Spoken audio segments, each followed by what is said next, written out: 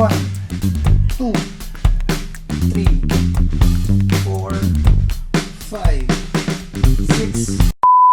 Usong-uso ngayon ng 25 push-up challenge. Pero what if i-level up ko yung laro? What if i-level up ko yung challenge na yun? For example, day 1, I'll do 20 push-ups. Day 2, I will do 23 push-ups. Day 3, I will do 26 push-ups. Day 4, I will do 29 push-ups. After 25 days kaya, ilang push-up kaya yung kailangan kong gawin if I'm going to follow that routine? Kakayanin ko kaya yan after day 25? Yan ang malalaman natin dito sa Math Classroom.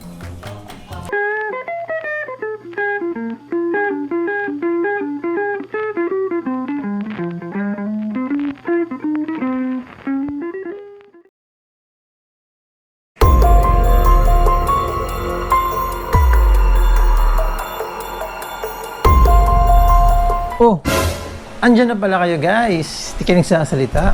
So, by the way, my name is Sir RJ Palisoc and welcome to the Math Classroom.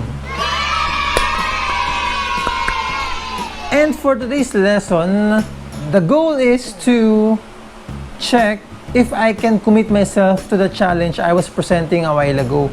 Kaya ko bang dalhin yung challenge na yon? So, balikan lang natin yung problem. Day 1, which is today, I did 20 push-ups. And sabi ko sa sarili ko, bukas I'll do 23 push-ups, 26 push-ups on the third day, 29 push-ups on the fourth day, and so on. Question is, kaya ko bang gawin to hanggang pang 25 na araw? So yan ang ating aalamin ngayon. Now, if we're going to write the numbers here, 20, 23, 26, and 29, without me telling anything from these numbers, ano kaya yung sunod sa 29? You're right. The answer is 32. And if we're going to extend one more day, what's next with 32? That's right. It's 35. So as you could see, we can actually tell the next number because this is an example of a sequence.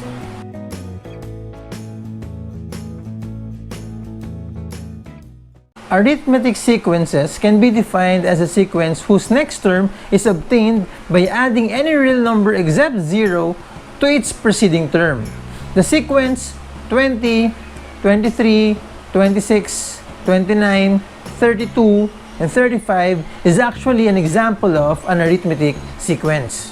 Now, number 20 is what we call the first term of the arithmetic sequence. Anong ina-add natin sa 20 to get the next number? We add 3 to make it 23. Now, what did we add to 23 to get the next term? Also 3 to get 26 and so on. And that 3 and that number 3 is actually what we call the common difference of an arithmetic sequence. So we're going to use the idea of the first term and the common difference to write a formula or a rule in finding any number of an arithmetic sequence. So we have the following given. Day 1, we have 20 push-ups, which can be written as 20, no additional form, and 20 is actually our first term.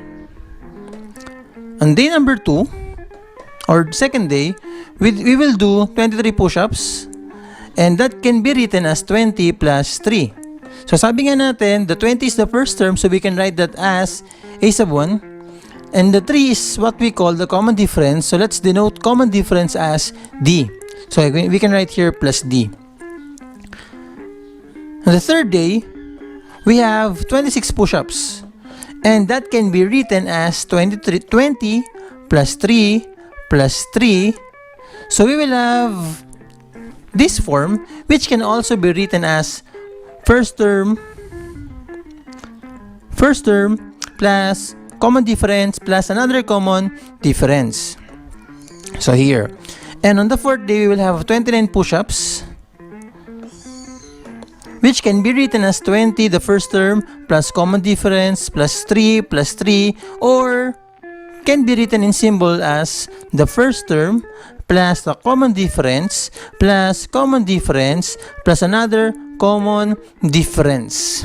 Okay, so we will observe this sequence and try to find out what will happen if we're going to continue the same pattern up to the 25th day. So ang tanong dito ngayon, ilang push-up ang gagawin natin dito?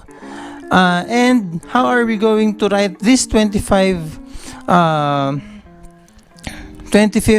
day or 25th term in symbols? So ano magiging representation niyan? So what if ang gawin muna natin ay hanapin natin yung nth term? Ibig sabihin yung kahit anong term. So by observing the sequence. So kunyari meron tayong fifth term. Nabanggit na natin kanina that the fifth term is 32. And in symbols, that would be first term plus common difference plus another common difference plus another common difference plus another common difference, which can be summarized as a sub 1 plus ilang common difference yung dinagdag natin. So we added 4 common difference, so therefore we will write a sub 1 plus 4 common difference. So observing the pattern, pansinin natin na our common difference added is always 1 less than the number of terms. So yung pang-apat natin, we added 3 common difference. Yung pang-5, we added 4 common difference. So therefore, kung pang-n na term ang sinosolve natin, ibig sabihin, we will add n minus 1 number of common difference to our first term. So basically, ito ang magiging n term natin. So ang magiging rule natin for arithmetic sequence or formula would be a sub n equals the first term, which is always present in every case. First term plus, since pang n ang pinag-uusapan natin, we will have n minus 1 times common difference. So what we have here is actually the formula for finding any term in an arithmetic sequence. So if you're going to replace n with 6, therefore the answer will become the 6th term. If you're going to replace n with 10, therefore the answer will be the 10th term.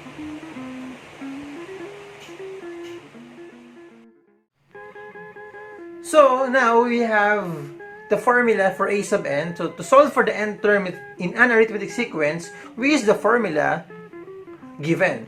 So wherein our a sub n there is the nth term. Nth term means pwedeng pang 10, pwedeng pang 20, pwedeng pang 25. Sa problem natin, pwedeng pang 30 and so on. So kung ano yung ipapalit mo sa n, yun ang magiging nth term natin.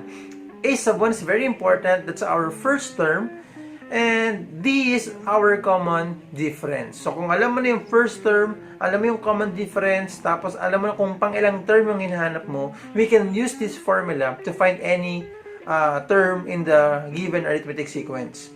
So let us now answer the problem. So we have the given 20, 23, 26, and 29, and then we're trying to find the answer for the 25th term. So let us denote that as a sub 25.